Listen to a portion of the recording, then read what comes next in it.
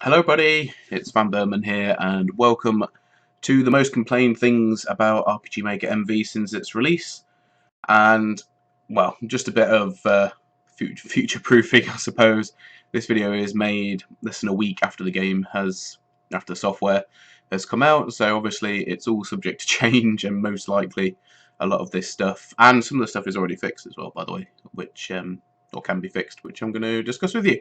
So, from what I've been reading from some of the reviews and some of the stuff that the developers has been saying is that they are aware of these things, and some stuff is going to be fixed, some stuff isn't. Some stuff has already been fixed depending on certain parameters. But yeah, I just wanted to share some of that with you, and I've got a couple of workarounds as well. So, one of the complaints, or I'll start off with the most obvious one, or one of the most obvious ones. One of the complaints from people returning to the franchise. A lot of people who've just come in this time and obviously don't really know any different. But one of the big complaints has been that the database is not filled in enough. As if to say that there's not enough base resources or things set up in there for you to get started, I suppose. Which I sort of do agree. Some people will say, well, you're going to be changing pretty much everything anyway if you are making a game. And that I can understand, and I agree entirely with that. However, for people who are new to it, and the whole idea for me is that something like this should be accessible to loads of different people. Um, whether you're just coming in or whether you've been doing it for a while. So, anyway, as you can see, my classes aren't actually expanded. Strange. Not that that particularly matters, but yeah, so as you can see in my game now, all of the skills and stuff are of the initial trying to think of the word, initial dealy mobs, as in it's completely filled out with all the generic stuff. None of the stuff has been changed. It now all has the proper HPs and stuff. I say proper, like I say, you will end up changing all this stuff anyway, I should have thought, and most of the stuff I won't even end up using.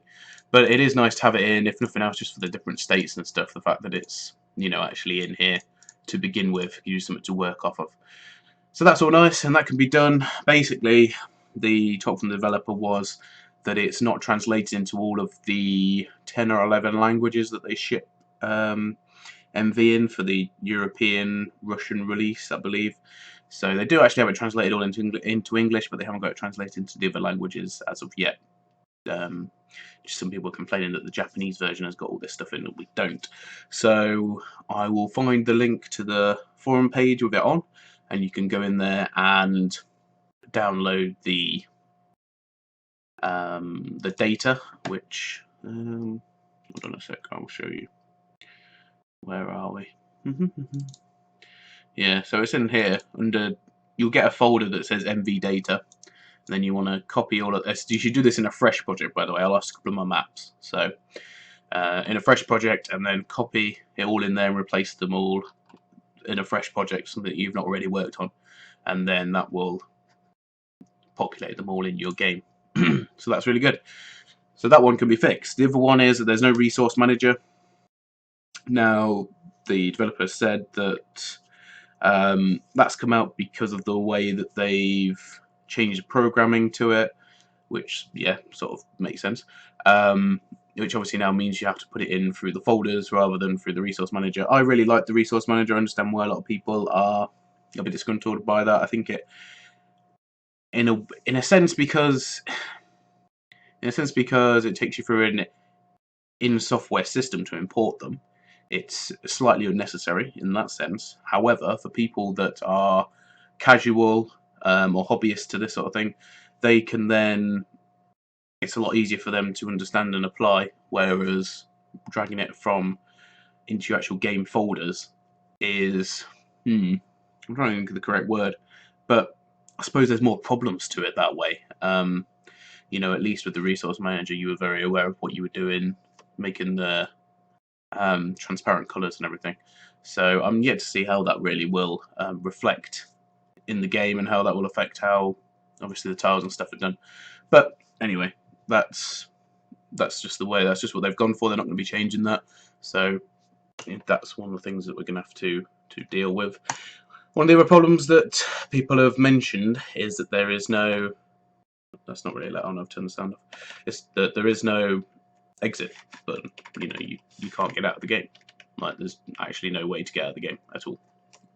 There's an options menu, but that doesn't have anything of that in it. You can only start a new game or continue it. So the only way you can do it is by crossing it off or doing something else. You can go in the actual game. You can go into end game, but once again, only takes you to the title.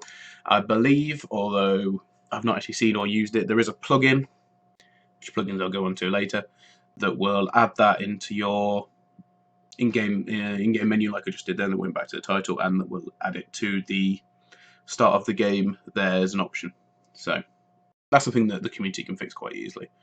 It's not really that big of a deal. I think the plugin's probably going to be extremely simple as well. Oh, that's database. So one of the other things is plugins / scripts argument. The fact that there's obviously with the plugins, there's not a lot of more customization as you did get with scripts. Although, if you remember, if you had any sort of dealing with scripts, you try and change some stuff sometimes, and it would you'd end up breaking everything. So in this, the stuff you can change is more limited. However, there's a lot more chance of it working properly. And also the creators of the plugins can choose what sort of stuff you want to set in your parameters and everything. You can still break it, I'm pretty sure, but the options are there contained within the plugin itself. Once again, this is one of those things that over time will improve. Better plugins will be made, more plugins will be made, more useful ones, you know, ATB system. Wink wink, I'm waiting for that. But yeah. So there's that to go on. The character creation module, I've already moaned about this, and people always moan about it because, you know, it's not fleshed out enough, there's not enough assets, blah blah blah blah blah. The characters look horrible. Yes, okay, if you don't like the chibi-ish art style, then you're not going to like it. Chibi, not my favourite at all by any stretch of the imagination. I think it works with the you know, how the rest of the game looks. I think it looks okay. I do prefer VXAce's style, but the problem with, and this is another one of the issues, the people have been complaining that it's not a big enough step upwards from VXAce, but you know, the fact that the resolution's improved, you know, you've got what seems to be so far a flawless side view battle system that works really well, and newly integrated sprites. I mean, I'm sure you could make or get custom side view battlers. They're going to look amazing, and especially the fact you can adapt the weapons as well. I think that will be really good in the long term. So yeah, pros and cons for both in there. Obviously the conversion from VXAce to MV doesn't work as well as it could do. Obviously that was more of a bonus than, I don't really think people can gripe about that too much. So now I'm going to go on to two other things which are very, very heavily related, which is about exporting the game, which I do agree with, and I don't think the developers are doing enough about this. But one of the things you can do is you can deploy your game into, obviously, whatever format you want, sort of. So Windows will create an exe file, macOS will do whatever macOS does, and Android/iOS will create it into a HTML5 compatible file, which then needs to be converted into Android or IS, so an APK or whatever the iOS stuff is.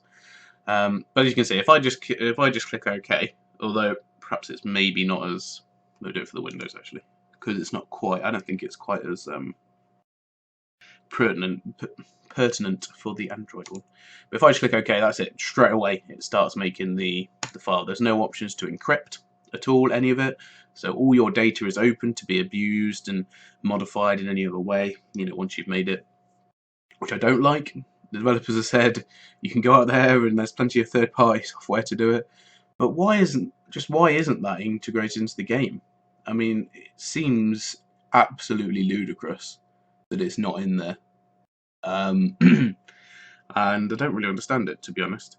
The other thing as well that I've got a big problem with is, don't get me wrong, they do give you a step-by-step guide on how to do it, which is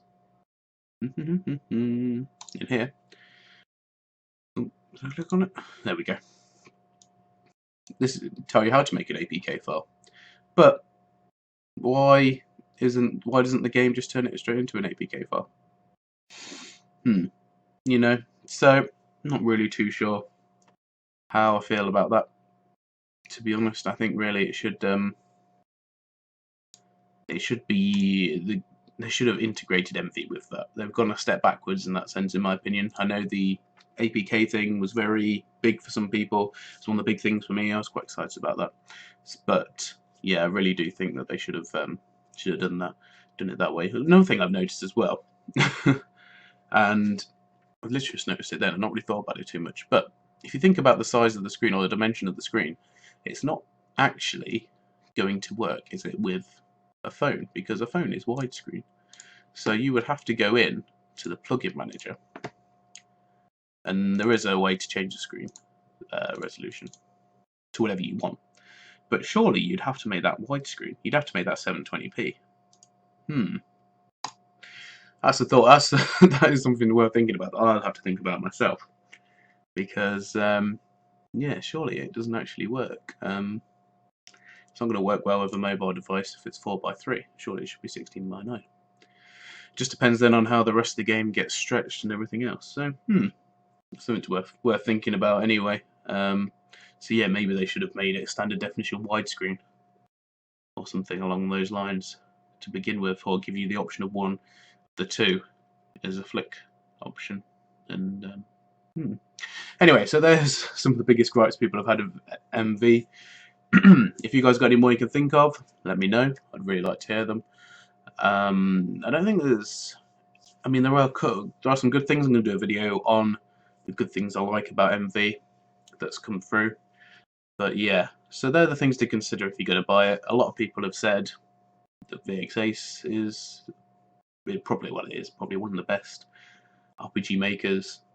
XP as well, although XP is obviously extremely dated now. But yeah, I'm going to leave that up to you. You guys can decide and make your own decision on that one. But thank you very much for watching, everybody. Hope you've enjoyed the video. I'll see you all very soon. Goodbye.